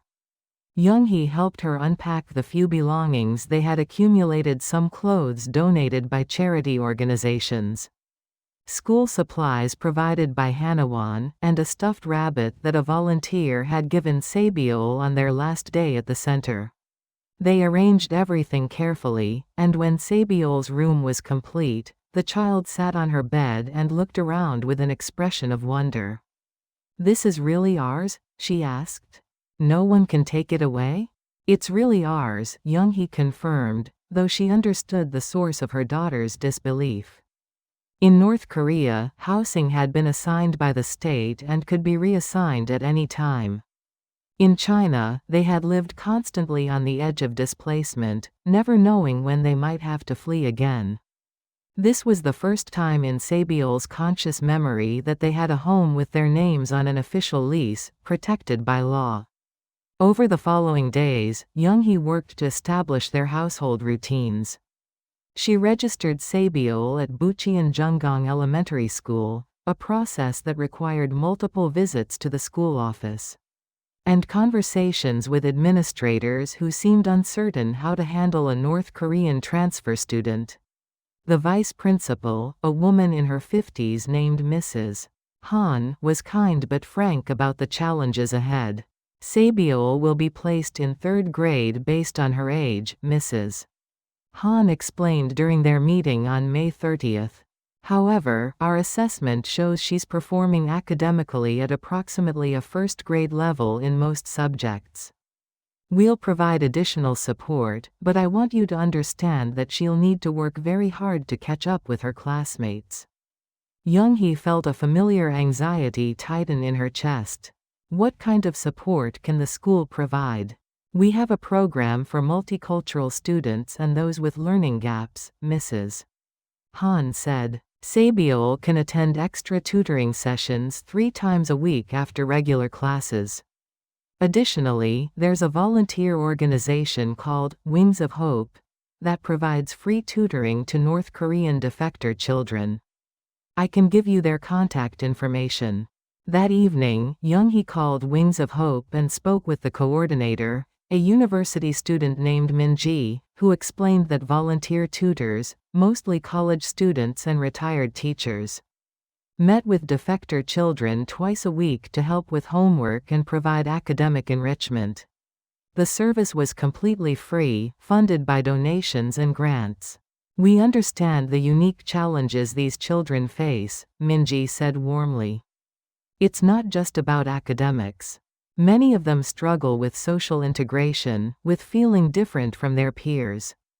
Our tutors are trained to provide emotional support as well as educational help." Younghee signed Sabiol up immediately, grateful for yet another unexpected kindness in this strange new world. According to research published by Seoul National University's Institute for Peace and Unification Studies in 2018, North Korean defector children faced significant educational challenges, with studies showing that they scored on average 20 to 30% lower than their South Korean peers on standardized tests and had higher rates of school dropout and social maladjustment. On June 5, 2017, Sabiol attended her first day at Bucheon-Jungang Elementary School. Younghee walked her to the school gate that morning, both of them nervous. Sabiol wore the school uniform that Younghee had purchased with her limited funds, a white shirt, navy skirt, and red tie. Her hair was neatly braided, and she carried a new backpack that still smelled of the store. "What if the other kids don't like me?" Sabiol asked quietly as they approached the school entrance. What if they think I'm weird because I'm from the north? Younghee knelt to her daughter's level, adjusting her tie. Some children might not understand where you're from, she said honestly. But you are smart and kind and brave. Anyone who gets to know you will see that. And remember, you don't have to tell everyone you're from North Korea if you don't want to. That's your choice. This advice, though well-intentioned, reflected a painful reality that many North Korean defectors faced the decision whether to reveal their background or attempt to pass as South Korean. According to surveys conducted by the Korea Hana Foundation in 2017, approximately 60% of North Korean defectors reported experiencing discrimination or prejudice, leading many to conceal their origins when possible. Watching Sabiol walk through the school gate, looking small and vulnerable among the crowds of chattering South Korean children, Younghee felt her heart ache. She wanted to protect her daughter from every slight, every moment of exclusion or misunderstanding, but she knew she couldn't. This was part of the price of their new life. Sabiol would have to navigate these challenges largely on her own. That same week, Younghee began her job search in earnest. Despite her newly earned nursing assistant certification, finding employment proved more difficult than she had anticipated. She applied to multiple nursing homes and home care agencies, submitting her resume through online portals with help from the resettlement social worker, who continued to provide support during the first months after leaving Hanawon. The first several interviews went poorly. Younghee struggled with the formal interview protocols, unsure how to answer questions about her previous work experience or her career goals. How could she explain that her previous work experience consisted of hauling goods at a North Korean market and washing dishes in a Chinese restaurant? How could she articulate career goals when her only goal was survival and providing for her daughter? At one interview in mid-June at a nursing home in Seoul, the hiring manager, a stern woman named Director Kwon, looked at Younghee's resume with barely concealed skepticism. "It says here you completed your certification just last month," she said. "And before that, you have no relevant experience in healthcare.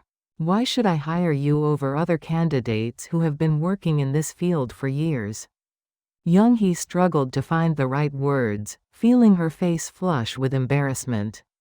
"I'm a hard worker," she said finally. "I learn quickly, and I care about helping people." Director Kwon's expression softened slightly. "Look, I'm going to be honest with you.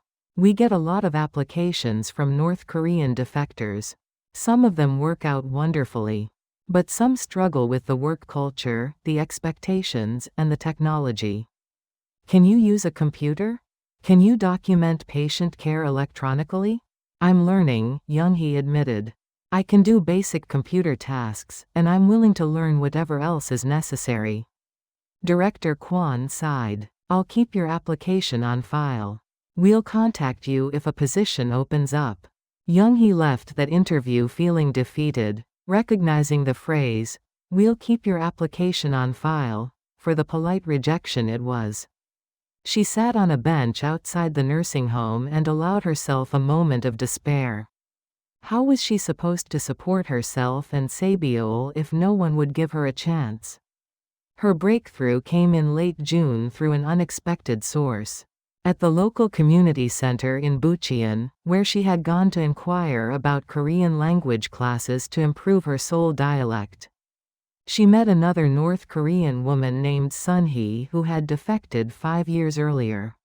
Sunhee, now working as a nursing assistant at a facility in Incheon, listened to Younghee's struggles and offered advice. "Stop applying to the big, prestigious facilities," Sunhee said. "They can afford to be picky. Apply to the smaller home care agencies, the ones that provide in-home services to elderly people. They're always desperate for workers because the pay is lower and the hours are irregular. But for us, it's a foot in the door." Following Sunhee's advice, Younghee applied to a small home care agency called Golden Years Care Services that operated out of a modest office in Bucheon. The owner, Mr. Lim was a man in his 60s who had started the business after caring for his own aging parents. When Younghee came for her interview on July 3, Mr. Lim spent less time asking about her qualifications and more time discussing practical matters. "The work is hard," he said directly. "You'll be assigned to clients' homes, usually elderly people who need help with daily activities. Some are bedridden, some have dementia, and some are just lonely and need companionship. The hours are irregular. You might work mornings one week and evenings the next. The pay is 1.6 million won per month for full-time work, which isn't great, but it's steady." "I'll take it," Younghee said immediately. Mr. Lim raised his eyebrows. "Don't you want to know more details? The specific duties, the clients you'd be assigned to?" "I'll do whatever is needed," Younghee replied firmly. "I'm not afraid of hard work. I just need a chance to prove myself." Something in her earnestness must have convinced him, because Mr. Lim nodded. "All right, you can start next week. I'll pair you with Mrs. Song for the first few days so she can show you the ropes." Younghee left that office feeling lighter than she had in weeks. She had a job. It wasn't glamorous, and the pay was at the low end of what she had hoped for. But it was legitimate employment, with contracts and taxes and everything that came with being a legal worker in South Korean society.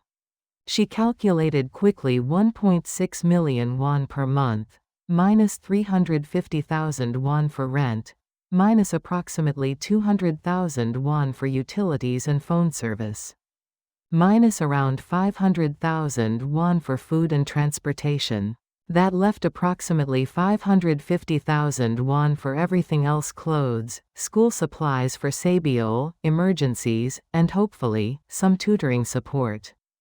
It would be tight, incredibly tight, but it was possible.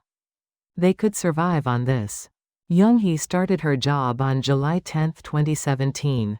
Mrs. Song, a cheerful woman in her 50s who had been working in home care for over a decade, took Younghee to meet her first client, an 82-year-old woman named Mrs. Park, who lived alone in a small apartment not far from Younghee's own. Mrs. Park had suffered a stroke 2 years earlier and needed assistance with bathing, dressing, and preparing meals. "The most important thing," Mrs.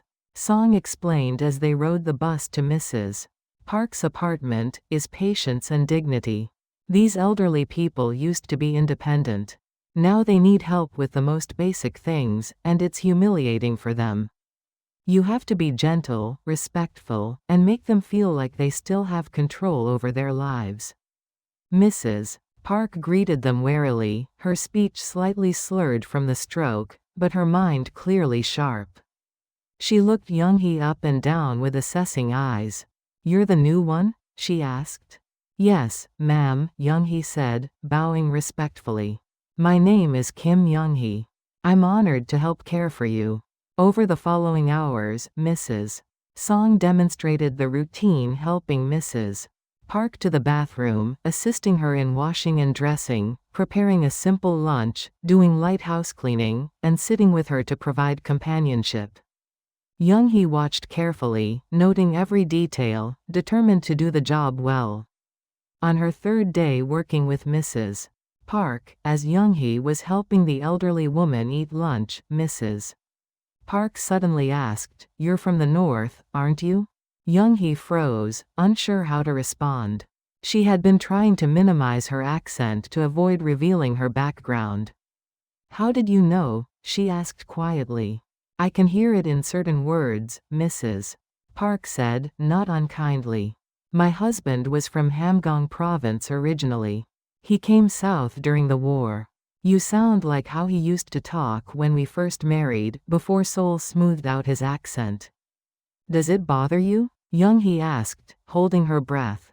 Mrs. Park was quiet for a moment, chewing slowly. "My husband spent 60 years missing his mother, his siblings, everyone he left behind when the border closed.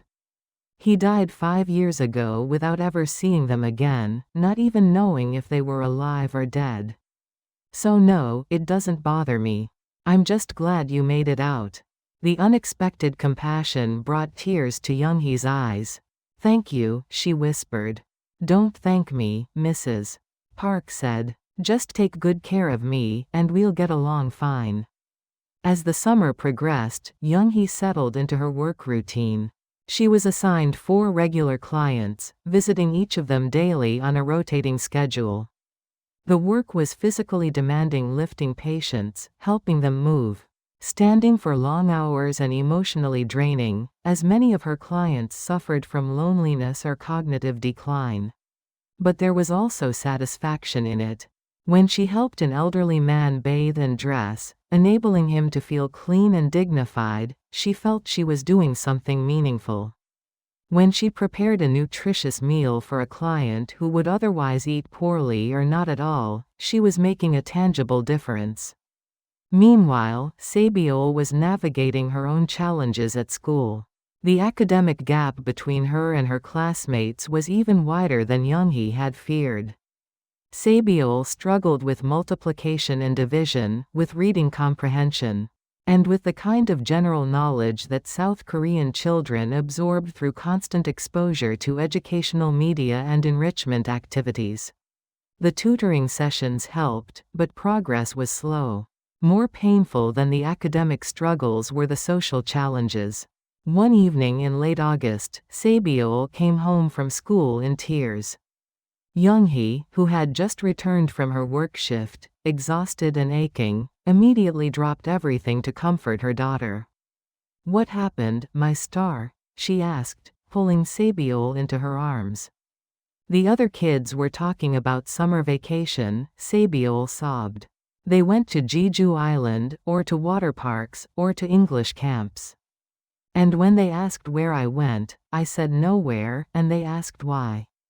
So I told them we didn't have money for vacation, and then they asked what you do for work, and I said you're a care worker, and they laughed, Mama. They said their moms are lawyers and professors and businesswomen, and why was my mom just a care worker? Younghee felt anger and shame warring within her.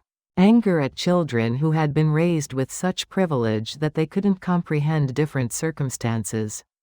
Shame that she couldn't provide for her daughter the way these other parents could, that her work was seen as lesser, that Sabiol had to bear the burden of their situation. But she forced herself to speak calmly and firmly. Listen to me, Sabiol. There is no shame in any honest work. The job I do helps elderly people who can't care for themselves. I help them live with dignity. That's important work, and you should be proud of me for doing it. I am proud of you, Mama, Sabiol said, her tears subsiding. I wish we could be like them. I know, Younghee said, stroking her daughter's hair. But we're on a different journey than those families. They've never known what it's like to be hungry, to be afraid, to have to fight for survival. We have. And that makes us strong in ways they'll never understand. That night, after Sabiol had fallen asleep, Younghee sat at their small kitchen table with a notebook, doing calculations. Even with her careful budgeting, money was incredibly tight. The unexpected expenses kept appearing. Sabiol needed new shoes because she had outgrown her old ones. The apartment's water heater broke and required repair, and medical co-pays for Sabiol's continued health monitoring. The government support that had seemed generous at Hanawan was rapidly depleting. Younghee made a decision. She would look for additional work. Mr. Lim had mentioned that the agency sometimes had weekend shifts available, clients who needed care on Saturdays and Sundays. If she could pick up 1 or 2 extra shifts per week, that could mean an additional 400,000 to 500,000 won per month. It would mean working 6 or 7 days a week, leaving little time for rest, but it would provide a financial cushion and eventually allow her to save money for Sabiol's education. In September 2017, Younghee began taking weekend shifts. Her schedule became punishing Monday through Friday, caring for her regular clients, Saturday and Sunday. working additional shifts, with only a few hours in the evenings to see Sabiol, help with homework, prepare meals, and manage their household. She was constantly exhausted, her body aching from the physical demands of the work. But she pushed through, driven by her determination to give Sabiol opportunities. By October, the intensive tutoring and Sabiol's own hard work began to show results. Her reading improved significantly, and she started to catch up in mathematics. Her teacher at school sent a note home praising Sabiol's work ethic and improvement, noting that she was a determined student who is making impressive progress despite initial challenges. In November, Younghee enrolled herself in an evening computer skills class at the community center, attending sessions twice a week after her work shifts. If she wanted to eventually advance in her career, perhaps move from direct care work to administrative positions with better pay and more regular hours, she needed to improve her technology skills. The class was taught by a volunteer, a retired office worker who patiently explained concepts that came naturally to younger generations, but were foreign to someone like Younghee. "Don't feel bad about starting from the basics," the instructor told her kindly when Younghee struggled with creating a spreadsheet. "Everyone has to learn. The important thing is that you're here, you're trying, and you're improving." As 2017 drew to a close, Younghee took stock of their first 7 months in South Korea. They had a home, stable employment, access to education and healthcare, and were slowly building a life. It wasn't easy. In fact, it was far harder than she had imagined in some ways, but it was possible. More importantly, Sabiol was thriving. The child had grown 2 centimeters since arriving in South Korea, had gained weight, and her medical checkups showed that the nutritional deficiencies were resolving. Her smile came more easily now, and she talked about school friends, about books she was reading, about dreams of maybe becoming a teacher someday. On December 31, 2017, Younghee and Sabiol sat together in their small living room, watching the New Year's celebration on television. The broadcast showed thousands of people gathered in downtown Seoul, cheering and singing as the countdown began. When midnight struck and fireworks exploded across the screen, Sabiol clapped excitedly. "Mama, can we go see the fireworks in person next year?" she asked. "Maybe," Younghee said, though she was already calculating the cost of subway tickets to Seoul and back. "We'll see." As Sabiol watched the celebration, Younghee allowed herself a moment of reflection. She thought about that night in May 2016, almost 20 months ago, when they had stood at the edge of the Tumen River in darkness and fear. She thought about the small plastic bag of opium, the weight of that impossible choice, the sound of gunfire behind them as they ran for the Chinese bank. She thought about the months of hiding and hunger in China. The terrifying moment when she had fled from police with Sabiol in her arms, the nights in the forest when she had wondered if they would survive. All of that had led to this moment sitting safely in a warm apartment, with a television showing celebrations of hope and renewal, with her daughter healthy beside her, with a future that, while uncertain, held possibility. Younghee pulled Sabiol close and whispered, "I want you to know something important. Everything we've been through, every hard thing we've faced, it was all to bring us here. And I want you to remember that when things get difficult, because they will get difficult sometimes, we've already survived so much worse. We crossed that river together, and we can face anything else together, too." "I remember the river now," Sabiol said quietly. "Not very much, but sometimes I dream about cold water and being on your back." "Was I scared?" Younghee chose her words carefully.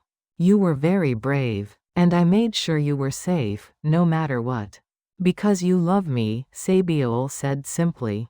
"Because I love you more than anything in this world," Younghee confirmed. "That will never change, no matter where we are or what we face." As the television showed people singing and embracing, welcoming 2018, Younghee made silent promises to herself and to her daughter. She would continue working every shift she could manage. She would save money, slowly but consistently. She would help Sabiol with her studies every evening, no matter how tired she was. She would learn computer skills and improve her qualifications so she could eventually earn more. She would never let Sabiol go hungry or feel unsafe again. The woman who had crossed the Tumen River carrying her sedated daughter, who had hidden in Chinese forests, who had given her child a substance she still felt guilty about, that woman was not a criminal or a bad mother. She was a survivor, a fighter, a woman who had done everything necessary to save her child's life. And now, on this new starting line in South Korea, she would continue to fight for her daughter's future with that same fierce determination. "Happy New Year, my morning star," Younghee whispered, kissing Sabiol's forehead. "Happy New Year, Mama," Sabiol replied, snuggling closer. Outside their window, other apartments blazed with light as families celebrated. Somewhere in this vast country of South Korea, there were other North Korean defectors marking this moment too. Each with their own stories of survival and loss, their own dreams of building new lives. Younghee was one of thousands who had made this journey, and while their individual paths differed, they shared a common bond. They had chosen hope over despair, possibility over certainty, and freedom over security. The road ahead would be long and challenging. There would be moments of discrimination and exclusion, financial struggles, and the constant effort of trying to catch up to a society that had been developing while they had been trapped in time. But there would also be moments of joy, achievement, connection, and growth.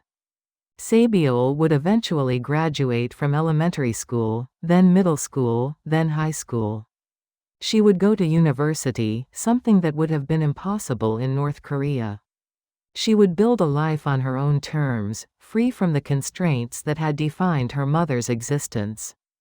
And Younghee? She would work and save and plan. She would take classes and improve her skills. She would build community with other defectors and gradually establish roots in this society.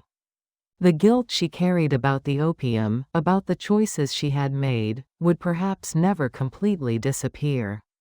But she was learning to understand those decisions as acts of love rather than failings of character. Dr. Park's words from Hanawan echoed in her mind, a mother who was trying to save her child's life. As midnight passed and the new year officially began, Younghee looked at her sleeping daughter and spoke one final promise into the darkness: "I am not a sinner. I am a mother who saved her child.